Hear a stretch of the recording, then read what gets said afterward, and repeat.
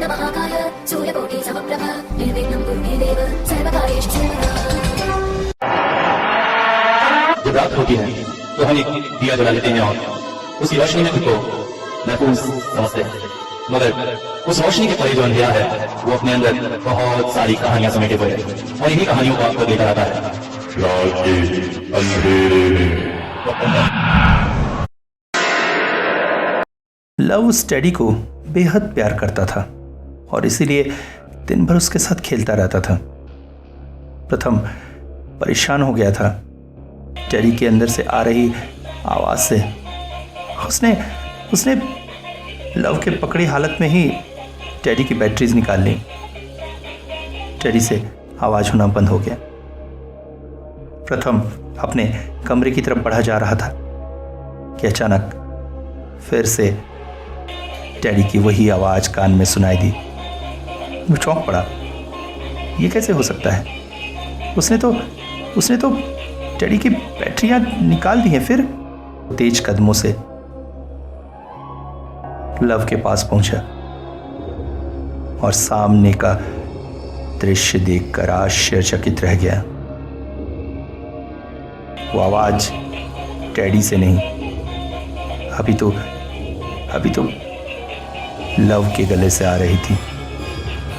जबकि 4 साल का लव बोलना नहीं जानता है।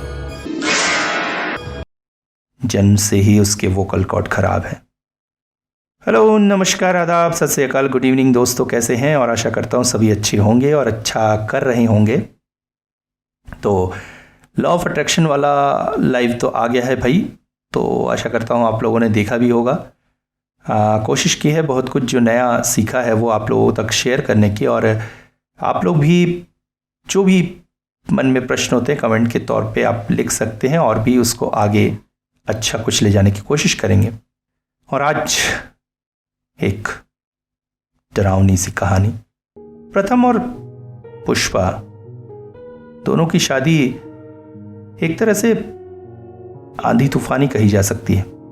दोनों के घर वाले इस रिश्ते को लेकर तैयार न थे, पर कॉलेज में शुरू हुआ वो प्यार इतना गहरा हो चुका था कि वो दोनों एक दूसरे के बिना नहीं रह सकते थे, और इसीलिए उन्होंने शादी का फैसला किया। माँ बाप की इच्छा के विरुद्ध ही दोनों अपना शहर छोड़कर यहाँ आ गए, और यहाँ रहते हुए प्रथम को एक अच्छी जगह नौकरी भी मिल गई। तभी अचानक उनके जीवन में एक नया फूल खिलने की बात आई, मगर पुष्पा ने उस जीव को जन्म देने से इनकार कर दिया, क्योंकि उसे तो मॉडलिंग का सपना था। वो इस शहर में आई ही इसलिए थी कि अपने उस छोटे शहर में जहां वो इस सपने को पूरा नहीं कर पा रही थी उसे पूरा करे। पर प्रथम तो उसे प्यार करता था। उससे आने वाले उस छोटे से जीव को वो इसके लिए उसने साफ इनकार कर दिया। इसी कश्मकश में कुछ समय और निकल गया और डॉक्टर ने कह दिया अब बच्चे को एबॉर्ट नहीं किया जा सकता है। पुष्पा इस बात पर बहुत नाराज थी, और जब लव के जन्म के बाद पता चला कि वो आजीवन गूंगा रहेगा, तो पुष्पा को जैसे मौका मिल गया अपने सपनों को परवाज देने का। एक दिन प्रथम को बिना बताए वो घर छोड़कर चली गई मॉडलिंग कॉन्ट्रैक्ट पे काम करने के लिए, और छोड़ गई तलाक के कागजात। प्रथम ने अब अपना जीवन लव के पालन पोषण में ही लगा दिया है। धीरे धीरे समय बीतता गया और फिर आया कोरोना का वो समय। वो 2 साल घर पे रखे ही वर्क टू होम करते हुए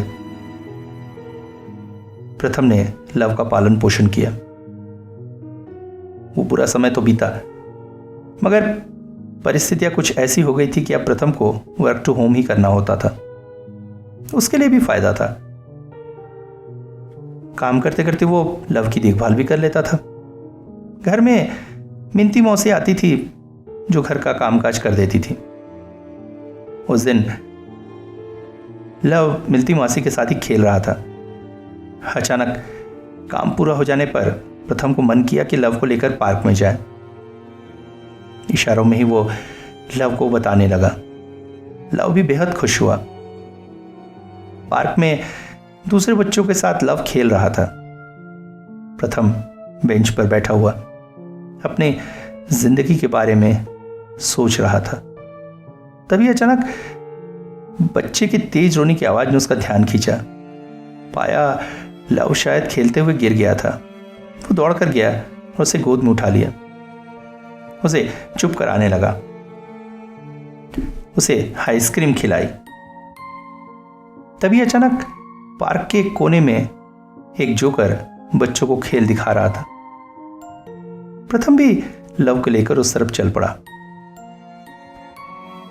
सारे बच्चे जोकर का खेल देखकर बहुत खुश थे। खेल खत्म होने पर सब धीरे धीरे वहां से जाने लगे। जोकर भी अपना सामान समेटने लगा। उसी सामान में एक बहुत ही सुंदर सा टेडी बियर भी था। लव उसे देखकर लेने को मचल उठा, मगर प्रथम ने उसे समझाया कि वो जोकर का है, वो उसे नहीं देगा, उसे दुकान से दूसरा खरीद देंगे।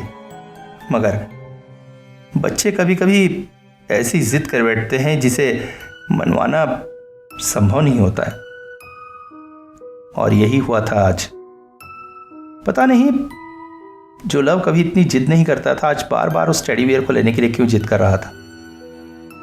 अचानक जोकर का ध्यान गया लव की तरफ। पास आया। टेडी बियर उसे देते हुए अलग अलग तरह के चेहरे के भाव बनाने लगा। एक तो टेडी बियर मिल गया था, ऊपर से जोकर के चेहरे के भाव से रोता हुआ लव कब हंसने लगा पता ही नहीं चला। फिर उसे लेकर प्रथम अपने घर लौट आया। टेडी बियर तो अब जैसे लव की जान बन गया है, हमेशा उसी के साथ खेलता रहता है। प्रथम के लिए भी अच्छा है, काम के लिए ज्यादा समय मिल जाता है। मगर उसे क्या पता था टेडी बियर के रूप में एक बड़ी आफत वो अपने घर ले आया है। उस दिन शाम को प्रथम का दोस्त प्रवीर उसके घर आया था। दोनों ऑफिस कलीग थे। प्रवीर की छोटी बेटी सना जो 5 साल की थी वो भी उसके साथ आई थी। सना और लव आपस में खेल रहे थे। सना लव के लिए कुछ चॉकलेट्स भी लाई थी। इससे पहले भी सना उनके घर आ चुकी थी। इस नाते लव के साथ उसका एक अच्छा ही रिलेशन था। दोनों को खेलते देखकर प्रवीर और प्रथम कॉफी लेकर बैठ गए। बातों ही बातों में प्रवीर ने कहा, प्रथम ऐसा और कब तक चलेगा? लव को भी तो माँ की जरूरत है, तो इसके बारे में सोच। नहीं भाई प्रवीर, मुझसे अब शादी आदि नहीं होगा। पुष्पा ने जो किया उसके बाद सच कहूं तो मेरा दिल टूट गया है। और फिर डर भी लगता है जो आएगी, अगर उसने लव को एक्सेप्ट नहीं किया तो फिर उस बच्चे का क्या होगा। और आज जैसी भी है मेरी जिंदगी शांतिपूर्ण है, फिर से अशांति।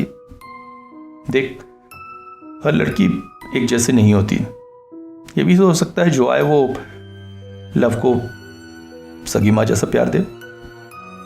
एक बार इस विषय पर सोच कर देख। तो कहना क्या चाह रहा है मैं समझा नहीं। देख, मधुमिता दूसरी लड़कियों से अलग है। ऑफिस में सब उसे जानते हैं। लविंग है, केयरिंग है, स्मार्ट, मॉडर्न है, खुले विचारों वाली है। और सब स्टाफ ही समझते हैं कि वो तुझे बहुत पसंद भी करती है। अलबत्ता तू ही उसे इग्नोर कर रहा है। देख प्रवीर, मुझे चाहना अलग बात है और लव को एक्सेप्ट करना अलग बात। तू एक बार उससे बात करके तो देख, उसके मन की ताल ले ले फिर। प्रवीर की तरफ हाथ दिखाते हुए प्रथम बोला, देख भाई, मैं अभी तक मेंटली ऊपर नहीं पाया हूं, फिर किसी और को अपने साथ लेकर नहीं। दोनों आपस में बात कर ही रहे थे कि किसी चीज के गिरने और सना के रोने की आवाज से चौंक उठे और कमरे की तरफ दौड़े। देखा वहां पानी की बोतल और गिलास जमीन पर गिरे थे। शायद किसी की आवाज आई थी और सना रो रही थी।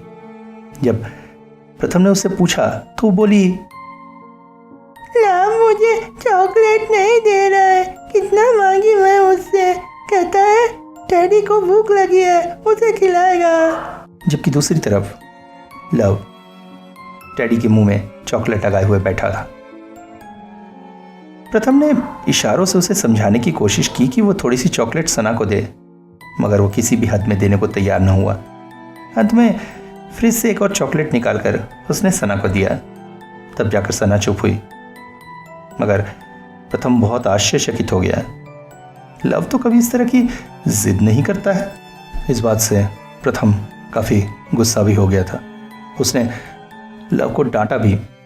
तभी अचानक प्रवीर उसके पास जाके बोला, अरे क्या कर रहा है? बच्चों को इस बात के लिए डांटना चाहिए क्या? इनके बीच तो चलता ही रहता है, अभी लड़ेंगे, अभी दोस्ती हो जाएगी, छोड़ दो।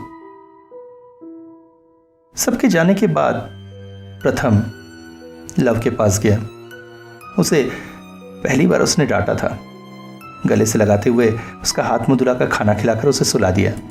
बिनती मासी 9 बजे तक चली जाती है। अभी प्रथम खाना आना खाकर बर्तन वगैरह सजा रहा था। तभी अचानक उसकी नजर टेडी पर पड़ी। टेडी के मुंह में चॉकलेट लगा हुआ था। लव उसे चॉकलेट खिला रहा था। उसके चेहरे पर एक हंसी आ गई।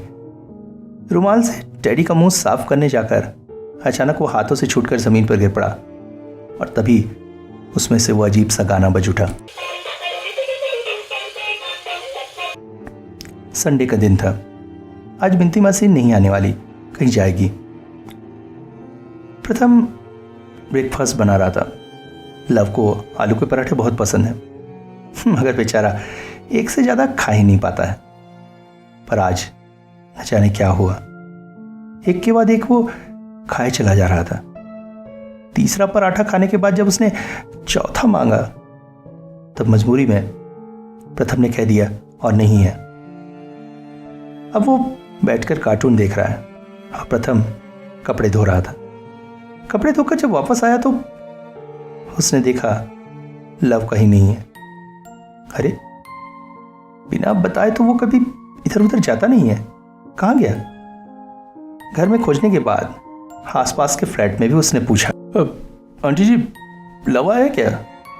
1-2 घरों में पूछने के बाद वो बढ़ चला टेरेस की तरफ। वो लोग 3री मंजिल पर रहते हैं। इसके बाद एक टेरेस है और जैसे ही टेरेस में पहुंचा, चौंक पड़ा था प्रथम। टेरेस के एक कोने पर लव बैठा हुआ है, बॉल लेकर खेल रहा है। चौंक पड़ा था प्रथम। लव तो कभी इस तरह से बिना बताए ऊपर नहीं आता है, और आज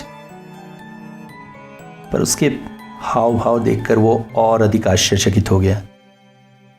वो कुछ इस तरह से बैठा हुआ था जैसे उसके पास कोई है और उससे बातें करता हुआ वो बहुत खुश होकर सिर हिला रहा है। टेरेस पर और भी लोगों के कपड़े सूख रहे थे। इस वजह से दूसरी तरफ कौन है ये प्रथम को नहीं दिख रहा था। वो लव के पास गया और अकेले आने के लिए उसे डांटने लगा, मगर लव गुस्से के साथ उसकी तरफ देख रहा था। पहले डांटने पर लव इस तरह से रिएक्ट नहीं करता था जैसे आज कर रहा है। प्रथम ने कपड़े हटाकर आसपास देखा, मगर कोई दिखाई नहीं दिया। लव को लेकर मुड़कर वो आने ही वाला था कि अचानक नजर किसी चीज पर पड़ी। दोबारा कपड़ा हटाकर देखा तो वहां पर टेडी बियर रखा हुआ था। एक नजर में देखने पर ऐसा लगता जैसे कोई बच्चा उस जगह बैठा हुआ है। लव को लेकर वो नीचे आने लगा था कि अचानक लव उसका हाथ छुड़ाकर वापस दौड़ा और टेडी को अपनी गोद में उठाकर फिर उसका हाथ पकड़कर नीचे आने लगा। दोपहर को आज प्रथम की आंखों में नींद नहीं थी। तब लव को घर में ना पाकर वो बिल्कुल चौंक सा पड़ा था। किसी से कहता नहीं है, मगर मन ही मन आज भी वो पुष्पा को बहुत मिस करता है। ये सारी बातें अभी वो सोच ही रहा था कि अचानक कान में एक गाना पड़ा।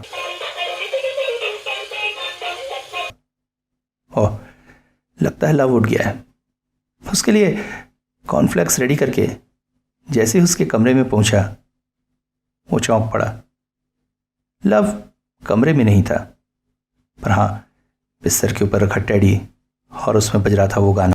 मगर उस गाने के साथ साथ एक हल्की सी रोने की आवाज भी उसके कानों में पड़ी। रो रहा है? कौन रो रहा है? प्रथम ने टेडी का बटन दबाकर गाना बंद कर दिया। रोने की आवाज भी बंद हो गई थी। वो लव को इधर उधर ढूंढने लगा। फिर अचानक रोने की आवाज सुनकर तेज कदमों से खाट के नीचे गया। देखा वहां लव बैठा हुआ रो रहा है, जैसे जैसे किसी चीज से बहुत डर गया हो। बड़े प्यार से उसने उसे वहां से बाहर निकाला और पूछा, क्या हुआ लव, क्यों रो रहे हो, डर रहे हो?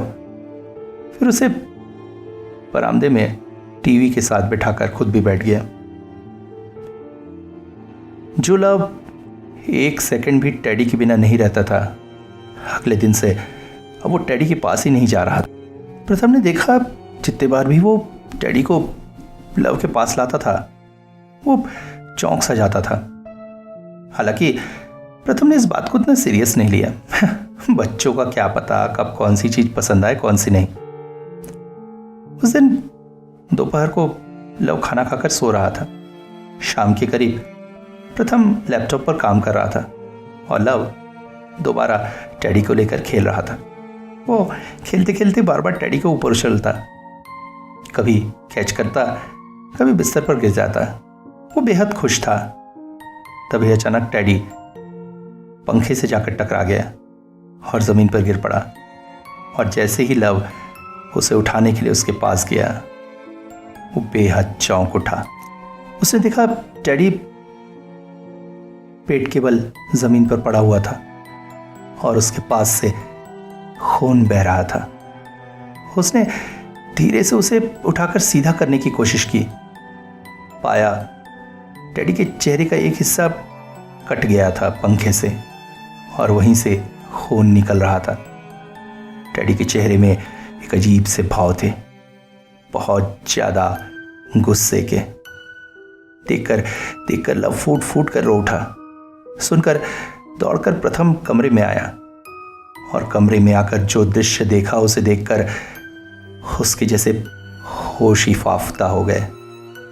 टेडी जमीन पर बैठा हुआ था और लव हवा में तैर रहा था। जैसे किसी बच्चे या किसी खिलौने को खेलते हुए कोई ऊपर की तरफ फेंकता है और फिर पकड़ लेता है, वैसे ही लव को हवा में फेंक दिया गया था और वो हवा में उसी जगह अटक गया था। सामने का दृश्य देखकर वो दौड़कर लव की तरफ जाने लगा, मगर ये क्या, उसके पैर एक बूंद नहीं हिल रहे थे, जैसे किसी गहरे खड्डे में उसके पैर फंस गए हैं। सामने लव हवा में उसी तरह से लटका हुआ था। वो पिता की तरफ देखकर फूट फूट कर रो रहा था और प्रथम चाहकर भी एक बूंद आगे बढ़कर उसे पकड़ नहीं पा रहा था। अचानक प्रथम की नजर बच्चे से हटकर टेडी की तरफ गई और उसके कानों में पड़ी वो भयंकर हंसी। वो हंसी शायद टेडी के आसपास से ही आ रही थी। टेडी उसकी तरफ पीट कर बैठा था। अचानक उसकी गर्दन प्रथम की तरफ घूम गई। उसका चेहरा बहुत ही भयंकर दिख रहा था और वो भयानक हंसी उसके कानों में पड़ रही थी। चौंक पड़ा था प्रथम, ये कैसे हो सकता है? टेडी क्या जीवित हो गया? मगर ये क्या? उसके पास से आती वो भयंकर हंसी, हवा में तैरता हुआ लव, उसे तो बचाना होगा।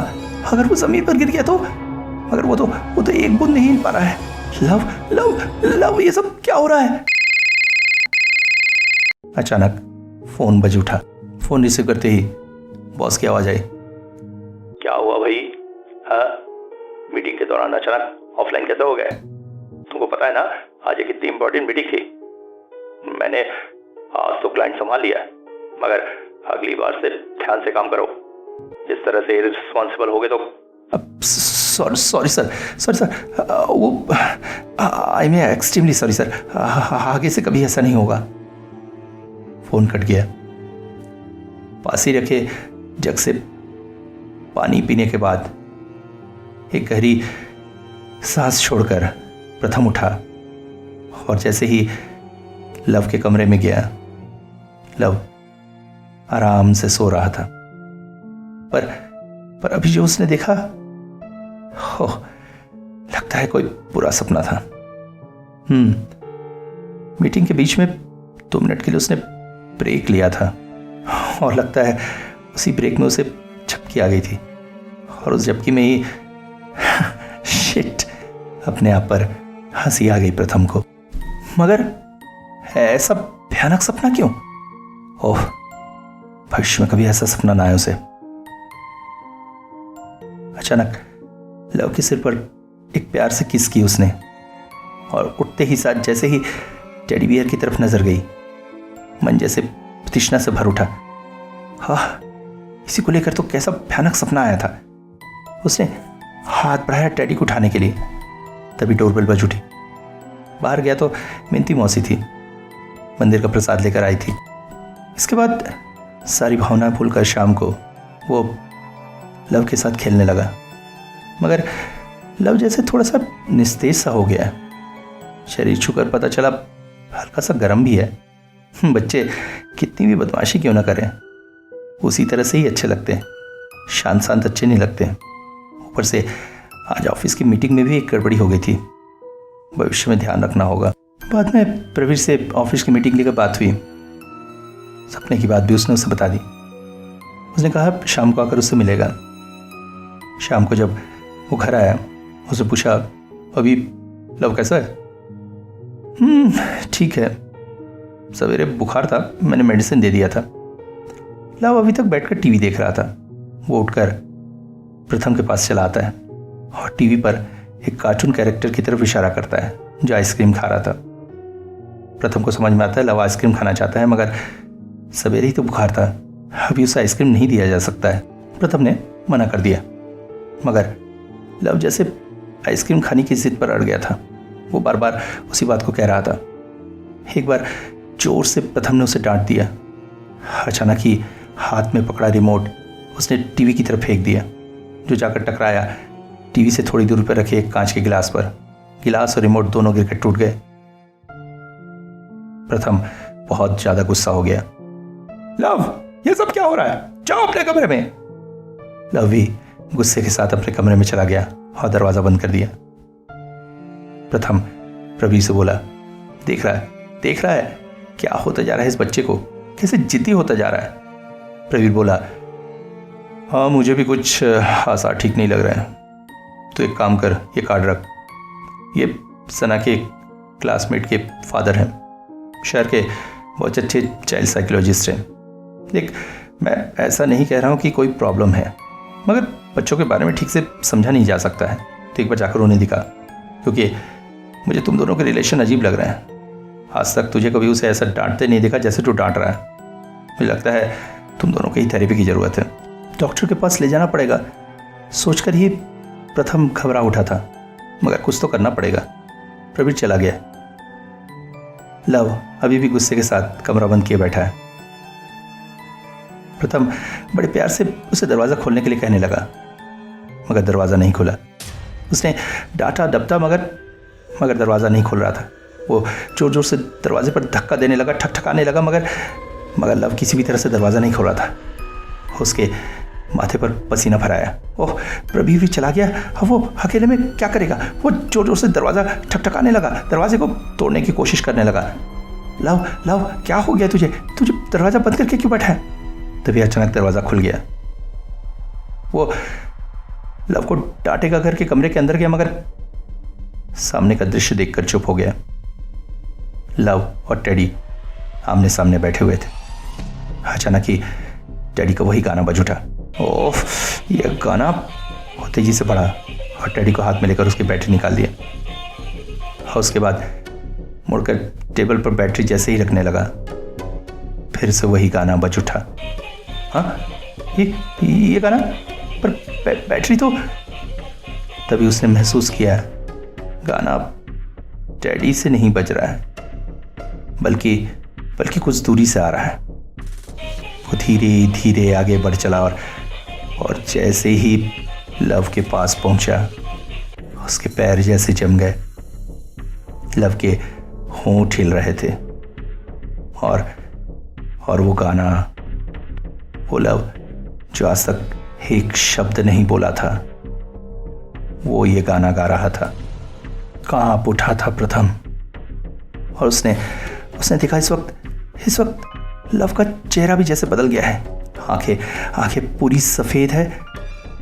वो जोर जोर से उसका नाम लेकर उसे झकझोरने लगा।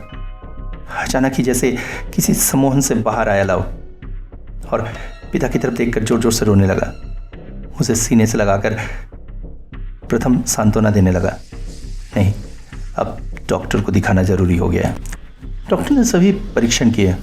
उसके बाद बोला, देखिए मिस्टर प्रथम, मुझे तो बच्चा नॉर्मल सा ही लगता है, मगर सबसे जो परेशानी वाली बात है वो उसका वजन दूसरे बच्चों के जितने होते हैं उसके अपेक्षा डबल है। आजकल उसका व्यवहार भी कुछ चिड़चिड़ा सा रहता है और कल रात को क्या कहने जाकर भी रुक गया था प्रथम।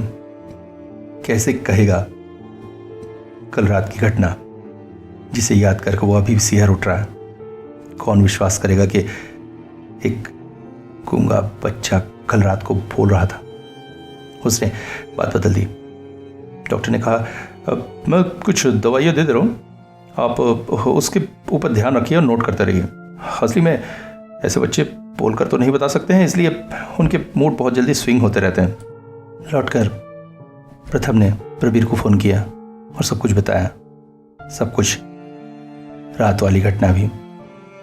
शाम को प्रवीर प्रथम के घर आया। साथ में मधुमिता भी थी। उसे देखकर प्रथम चौंक पड़ा। अरे मधुमिता, तुम? क्यों, मेरा यहाँ आना बैन है? हंस पड़ी थी वो। लव कहाँ है? सुनो उसकी तबीयत खराब है, उसी से मिलने आई हूँ। वो पास के कमरे में मिंती मौसी के साथ एक्वेरियम में मछलियों को खाना दे रहा। मधुमिता एक बहुत ही मिलनसार स्वभाव की लड़की थी। वो जाकर लव से मिली। दोनों में बातचीत भी होने लगी।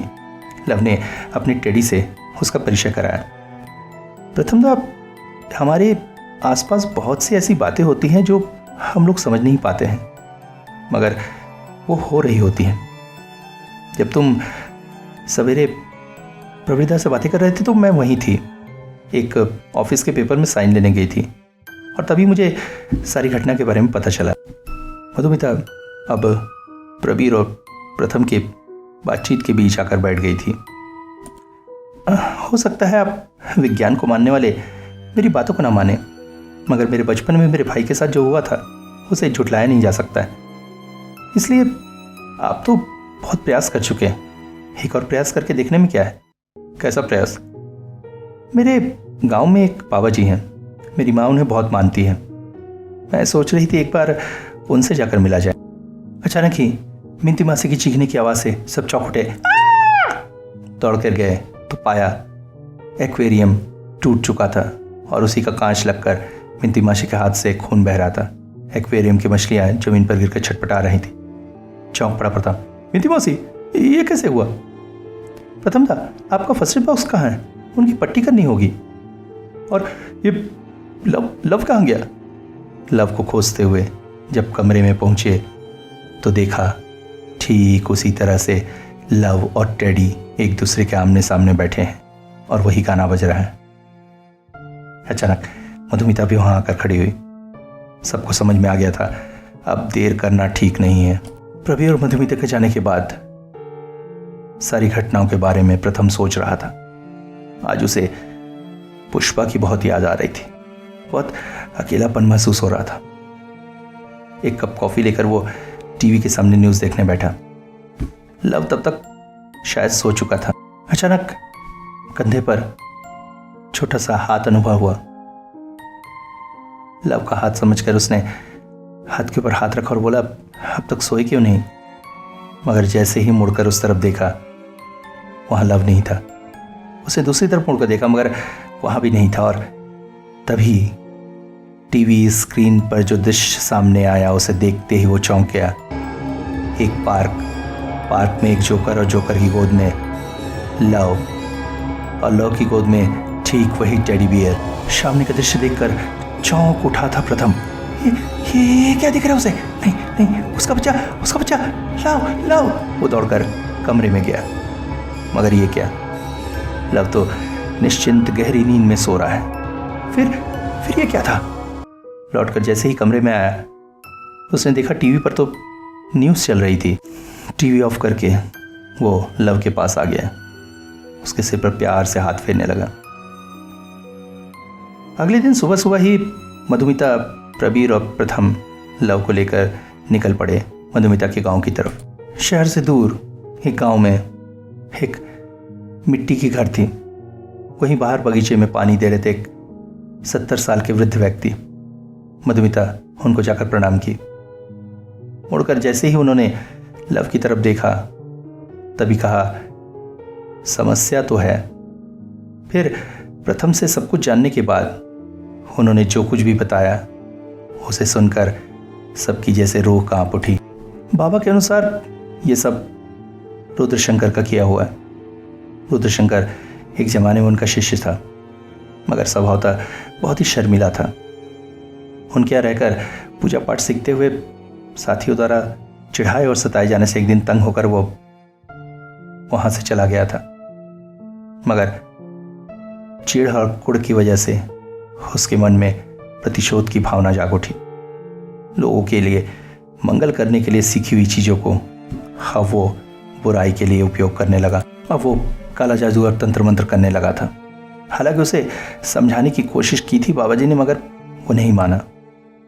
और उसके इन्हीं कृत्यों के फल में उसके परिवार पर बड़ी मुसीबत आ गई। उसका छोटा भाई उसकी की हुई प्रक्रियाओं को करने जाकर मृत्यु के नजदीक पहुंच गया। पुत्र शोक से उसकी मां की भी मृत्यु हो गई, मगर रुद्र प्रताप तब भी नहीं थमा। उसने कसम खाई वो अपने मरे हुए भाई को फिर से जीवित करेगा। अपनी जिद के चलते उसने अपने भाई की लाश को सुगंधित द्रव से सजोकर एक बक्से में बंद करके रखा, और इसके बाद वो छोटे बच्चों से मिलने लगा। उन्हें अलग अलग तरह से आकर्षित करता, अपने साथ ले जाता और उनकी जीवन शक्ति को सोख कर अपने भाई के मृत शरीर में डालने लगा। और 108 बच्चों की जीवन शक्ति डालते ही उसका भाई जीवित हो जाएगा। हालांकि प्रथम को इन सब बातों पर विश्वास नहीं हो रहा था, पर अच्छी तरह याद करने से उसे याद आता है कि पार्क में उस दिन जोकर के टेडी बेयर देने के बाद से ही सारी परेशानियां शुरू हुई थी। बाबा, वो उपाय क्या है इसका? बाबा ने उपाय के तौर पर बताया कि एक खास तरह का यज्ञ करना होगा, और फिर उस यज्ञ कुंड की अग्नि में उस टेडी बियर को डालने से ही लव को इस अभिशाप से मुक्त किया जा सकता है। बाबा के घर के पास ही खाली मैदान में यज्ञ की व्यवस्था की गई। चूंकि लव टेडी बियर के बिना कहीं नहीं जाता था, इसलिए इस वक्त भी उसे अपने साथ ले आया था। मगर यज्ञ के दौरान उसके हाथ से टेडी बियर छुड़ाना अत्यंत मुश्किल हो गया था। प्रवीण ने कोशिश की थी तो उसने उसे इतनी जोर से धक्का मारा था कि जैसे कोई छोटा बच्चा नहीं, किसी बड़े आदमी ने उसे धक्का मारा हो। अंत में अपनी संतान को बचाने के लिए प्रथम उसे अपनी बाहों में जकड़ कर बैठ गया। किसी तरह से उसे छोड़ने नहीं देना चाहता था वो। प्रवीण उठा और उसने बड़ी मुश्किल से उसके हाथों से टेडी बियर छीनकर अग्निकुंड में डाल दिया। अचानक यज्ञ कुंड की अग्नि जैसे 100 गुना ज्यादा जल उठी, और फिर वहां से एक काला सा धुआं आसमान में विलीन हो गया। लव बेहोश सा होकर प्रथम की गोद में गिर गया। बाबा जी ने आश्वासन दिया सब कुछ ठीक हो गया है। दोपहर को वो लोग शहर की तरफ निकल पड़े। गांव छोड़कर शहर की तरफ आ रहे थे। लव और मधुमिता पिछली सीट पर बैठे हुए थे। प्रवीर गाड़ी चला रहा था। प्रथम आकाश की तरफ देख रहा था। हमारी जिंदगी क्या क्या दिखाती है हमें, जैसे जैसे सिनेमा का एक पर्दा हो। अभी तो कितने बड़े आंधी तूफान से निकल कर वो आ रहे हैं। अचानक ट्रैफिक सिग्नल पर गाड़ी रुकी। पास की कार से एक लड़की बाहर झांक रही थी। उसे देखकर लव भी सिर बाहर निकाल दिया और उसके देखकर हंसने और उसके साथ खेलने की कोशिश करने लगा। अचानक ही वो बच्ची मुड़ी और अपने पीछे से कुछ उठाकर लाई। अचानक ही प्रथम ने देखा उस बच्ची के हाथ में ठीक वैसा ही एक टेडी बियर है। मगर प्रथम उसे कुछ कह पाता उससे पहले एक ग्रीन सिग्नल होने की वजह से वो कार सामने जाकर ओझल हो गई।